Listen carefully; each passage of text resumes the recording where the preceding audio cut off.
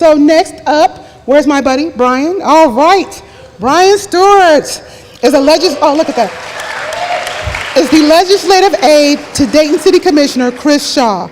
Bryan is a born and raised Daytonian, active in young professional community groups, Up Dayton and Generation Dayton. He is currently getting his Master's of Public Administration from the University of Dayton and lives in South Park. Our next President of the United States, Bryan Stewart. Yeah. Can you guys hear me? Yeah? All right, can you raise your hand if you have been to a Longest Table Dayton event? Can you raise your hand if you've been a table host at a Longest Table event? There he is. Can you raise your hand if you're my mom? There she is, there she is. Okay, I'm gonna get into it. Longest Table Dayton, this giant 300-person meal we had on the 3rd Street Bridge. It started out as a tweet from a colleague of mine. She said, wouldn't it be cool if we did this here? And we did it. And this is going to be a presentation on how we did it, why we did it, and what we're doing now. Really, Andrew Gillum, the governor of Tallahassee, Florida, or he's running for governor, he was the mayor of Tallahassee, came up with this idea of let's have a giant community conversation before a massive tragedy, not after. So I said, well, how would we do this? Well, I went to the Up Dayton Young Professional Summit. It's kind of like a TED Talk, Shark Tank event where you ask for their vote to receive money. And luckily was awarded a $1,000 seed money. And when we thought about where we're gonna do this meal, we continually heard, do it on the Peace Bridge. Many of you probably crossed this bridge. It's the 3rd Street Bridge. It has such history. The Wright Dunbar area has faced race riots, and I've been told that there's an image of a tank on this bridge to really highlight the social strife that we've seen in our community. And I thought it would be valuable for young people in our area to host this conversation. So what you see here is we broke out into 3 groups: event logistics, dialogue, and marketing and outreach. We were very intentional with the way that we did this meal. From everything about how and where we're gonna do it to what we're gonna say once we're at this giant table. And a lot of work goes into this sort of project. Even little knickknacks like adding flowers along the table or making sure that the table mats are waterproof in case it spills over. What are you going to read? How are you going to know what to talk about?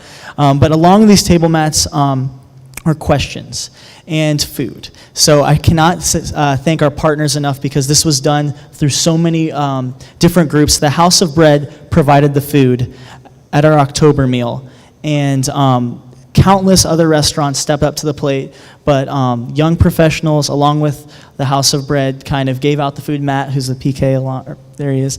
But this is how we did it. So the 3rd Street Bridge, 60 tables, a stage, the porta-johns, a lot went into the planning of it, but what happened was so much more interesting is the conversations that birthed out of it. Relationships actually birthed out of this project. People that were paired together, we split up, so if you two came together and you knew each other, we split you up, so you had to be at a different part of the table.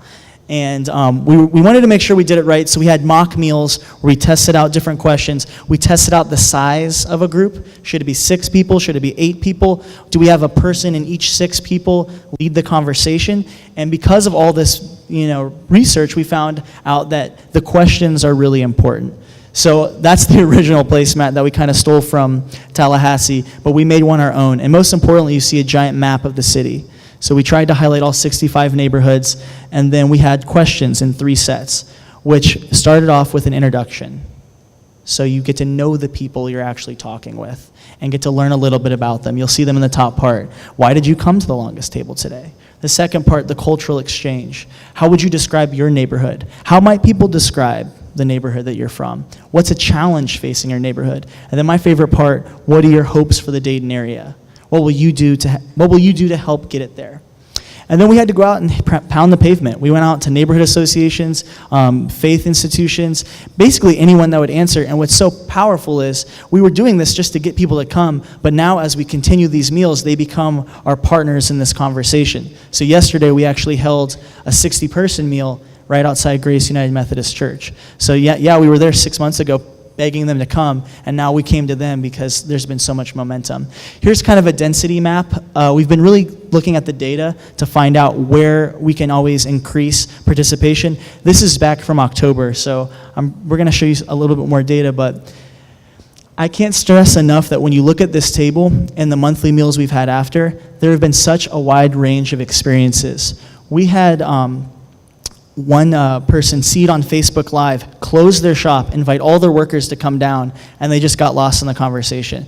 We've had other people who sat down at a community meal, no one knew each other's names, and later that night they were at the Neon watching a movie about race. So it's inspiring amazing conversations.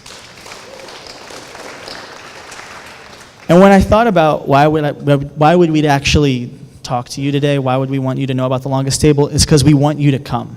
We do one every month, and I can't stress enough that we're really being intentional with where we place them, because we want to build trust in other neighborhoods. So you'll see the yellow dots are where we're planning on hosting future meals. So we've got some in West Dayton, some downtown, and it's because we want to engage new demographics. We have 2,000 CareSource workers downtown.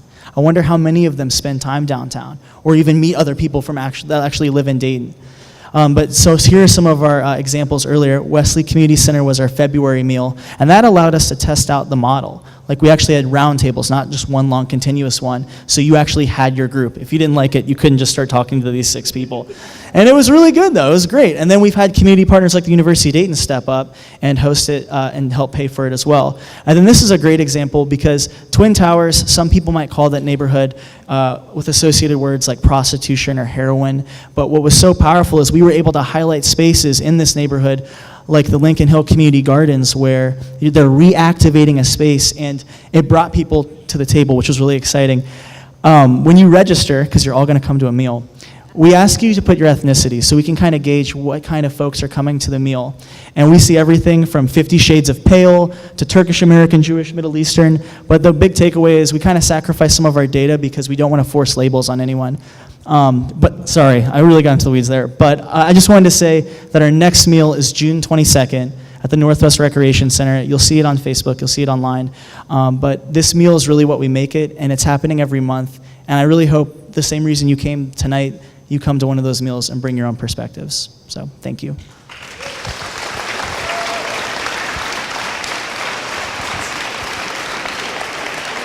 Awesome, awesome, awesome.